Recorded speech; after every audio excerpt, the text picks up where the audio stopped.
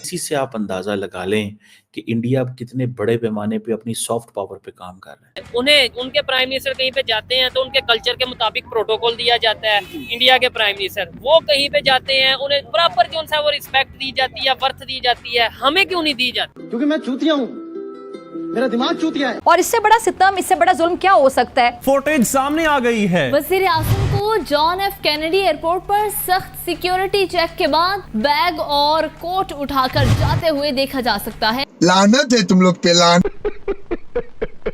भी अप्रिशिएट करेंगे, दिल की खुशी होती है ऐसे काम करने की। कसम से लीडर हो तो ऐसा हो। जय हिंद दोस्तों, विदेशी धरती पर भगवान श्री राम का भजन कीर्तन मोदी जी को करता देख पाकिस्तानी पूरी तरह से हैरान हो चुके हैं और उनका कहना है कि मोदी जी जहां भी जाते हैं वहां पे हिंदू परंपरा के साथ उनका वेलकम क्यों किया जाता है।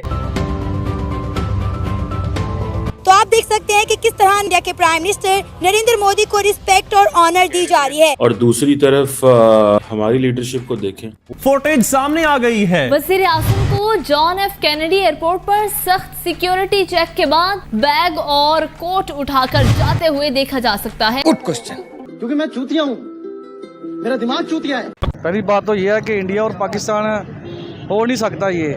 दूसरी बात यह है कि हमारे हुक्मरानों की इज्जत नहीं है। ठीक है ना, अगर कोई पावर वाला हुक्मरान हो ना फिर तो लाजमी उन्होंने बुलाना था, लेकिन ऐसे ही पावर वाला कोई है नहीं है। पता है सब चोर डाकू बैठे हुए हैं, तो क्या जरूरत है बुलाने की? सबसे बड़ी चीज है इंसान की इज्जत होनी चाहिए। जब इसकी इज्जत नहीं तो बुलाएगा कौन उसको? बिल्कुल। इंडिया के प्राइम मिनिस्टर अफ्रीका में गए, G20 की मीटिंग थी जो भी कल खत्म हुई है, वहाँ पे बकायदा उनका जो वेलकम किया गया, उनके सामने पूजा की गई, उनके सामने मतलब जो इंडिया का कल्चर है उसे सामने रखा गया। क्या कहना चाहेंगे? हमारे प्राइम मिनिस्टर कहीं पे जाते हैं, हमारे लीडर कहीं पे जाते हैं तो समझ लें हमारी चेकिंग की जाती है, कपड़े उतार दिए जाते हैं। हमारे कपड़े इस वजह से उतार जाए, हमारे अपने जो हुक्मरान है सबसे पहले ये बेगैरत है, ये इनको मौका देते आने का कि आओ इधर हम हमारा खुलम खाओ। आप अपने लीडर्स को गालियां निकाल रहे हैं, अच्छी बात नहीं। हमारे लीडर को ना चाहिए वो गालियों की लायक है, लेकिन मुसलमानों को सिर्फ पैसा दिखाओ ना अपने चला जाता है। हुक्मरान ऐसे ही होते हैं। मतलब आप ही मुसलमान है, मैं भी मुसलमान, मैं आपको पैसा दिखाऊंगा बिक जाएंगे? नहीं, ये मेरे अपनी ईमान है। तो फिर ऐसे आप किसी पे भी तो ना इल्जाम लगाएं कि मुसलमान बिक जाते हैं। मुसलमान ऐसा है ना, हर कोई मुसलमान ऐसा नहीं होता। अच्छा, बिक भी जाते हैं। तबलीग जमात पहुंच चुकी है। अच्छा, कश्मीर में देखो मुजाहिदीन लड़ रहे हैं। अच्छा, फलस्तीन में देखो मुजाहिदीन लड़ रहे हैं, ठीक है, वो भी तो मुसलमान है ना। अच्छा, लेकिन हमारे वाले तो मुसलमान है, इनको भी तो चाहिए। आपने बोला कश्मीर में मुजाहिदीन लड़ रहे हैं, मेरी बात को सुनिएगा। आपने ये कहा कश्मीर में मुजाहिदीन लड़ रहे हैं, पहले नंबर पे ये मुजाहिदीन का क्या काम? मतलब अपने तौर पे आप जाके जी मैं मुजाहिदीन हूँ कश्मीर में लड़ूं, आपका ये बनता है? क्योंकि जब एक मेरी उधर चोट लगती है ना तो पूरे जिस्म को दर्द होता है। तो फिर ये जो भी अगर बात करें फलस्तीन में जो जंग चल रही है तो इधर उन्हें दर्द हो रही है। तो मुसलमान अगर हम मुसलमान अपने 5 वक्त नमाज की पाबंदी करें ना और सब चीज अपने अमाल पर करें, जो सुन्नत नबी पर चलें, तो हमारा कोई भी कुछ भी नहीं कर सकता। अच्छा, हम अल्लाह से राब्ता करेंगे ना, अल्लाह से मुलाकात करेंगे। अच्छा, ना यहूदी हमारा कुछ कर सकते। एक दिन ऐसा आएगा कि तमाम दुनिया पे इस्लाम की हुकूमत होगी। अच्छा, एक दिन ऐसा होगा, वो आएगा जब मुसलमान सारे इकट्ठे हो जाएंगे। सबसे पहले हुक्मरान इकट्ठे हो जाएं, चाहे पाकिस्तान के हैं, चाहे बांग्लादेश के हैं, चाहे सऊदीया के हैं, जितने भी मुसलमान हैं, जितने भी इंडिया के भी मुसलमान, जितने भी मुसलमान हैं, सब मुसलमान इकट्ठे हो जाए। आपने बोला कि अफ्रीका में भी तबलीगी जमात जाती है, बिल्कुल जाती है। कश्मीर में जिहाद हो रहा है, ये सब हो रहा है। मुझे बताएं, अगर इंडिया की बात करें जिनसे हम मुकाबले की बात करते हैं, वो अफ्रीका में तबलीगी जमात नहीं बेचते, लेकिन वो अफ्रीका में अपनी प्रोडक्ट्स, अपनी बाइक्स, अपनी गाड़ियां बेच रहे हैं। यहूदी है ना, यहूदी अपनी तरफ से पूरे इकट्ठे हो रहे हैं। अच्छा, सारे इकट्ठे होंगे, नॉन मुस्लिम इकट्ठे, सारे नॉन मुस्लिम इकट्ठे होंगे, मुसलमानों के खिलाफ साजिश करेंगे। अच्छा, लेकिन मुसलमानों को चाहिए कि वो भी इकट्ठे हो जाएं। अच्छा, और अपना तमाम एहतियात मजबूत करें, ताकि उनको भी पता लगे कि हम भी मुसलमान हैं। हो रहा है ये हमारे खिलाफ साजिश हो रही है, साजिश को नाकाम क्यों नहीं बना देते? जब मुसलमान अल्लाह सारे इकट्ठे होंगे तो फिर मुसलमान नाकाम होंगे। इत्तेहाद नहीं है। अंकल जी, हर चीज में हमारे खिलाफ क्यों साजिश होती है? आप क्या कहना चाहेंगे इसके ऊपर?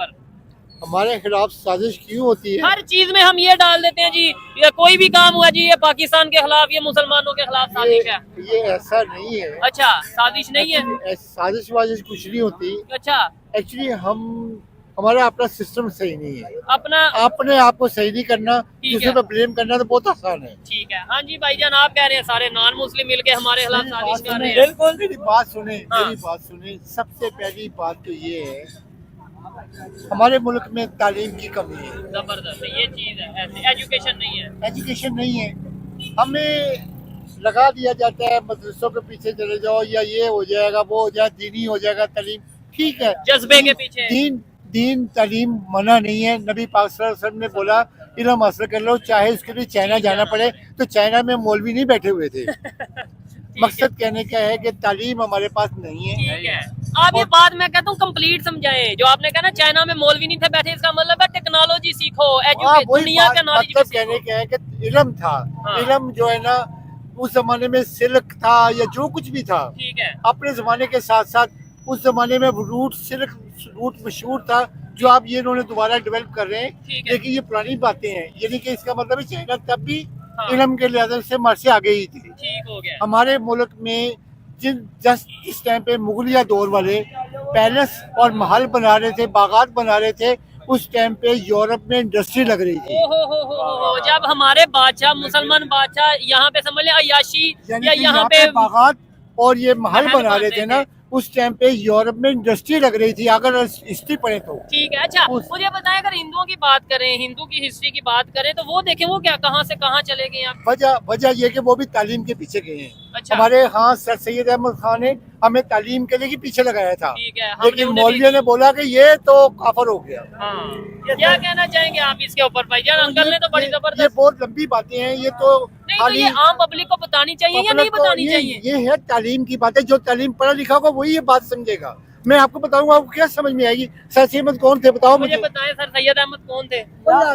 यार तालीम पर बात की जाए, जिन्होंने, मैं चले साथ बता भी देता हूँ, सर सैयद अहमद वो थे जिन्होंने कहा था अलीगढ़ यूनिवर्सिटी, और जिन्होंने कहा था कि यूनिवर्सिटी और नॉलेज के ऊपर एजुकेशन, यानी कि इंडिया में पहली अलीगढ़ यूनिवर्सिटी बनाई गई थी सर सैयद अहमद। वहाँ से जो पढ़ लिख के तबका निकला था, वही पाकिस्तान बनाने में काम आया था। ठीक है। अच्छा, मुझे बताएं, आज उन्हें उनके प्राइम मिनिस्टर कहीं पे जाते हैं तो उनके कल्चर के मुताबिक प्रोटोकॉल दिया जाता है। इंडिया के प्राइम मिनिस्टर वो कहीं पे जाते हैं, उन्हें बराबर जो उनसे वो रिस्पेक्ट दी जाती है, वर्थ दी जाती है, हमें क्यों नहीं दी जाती?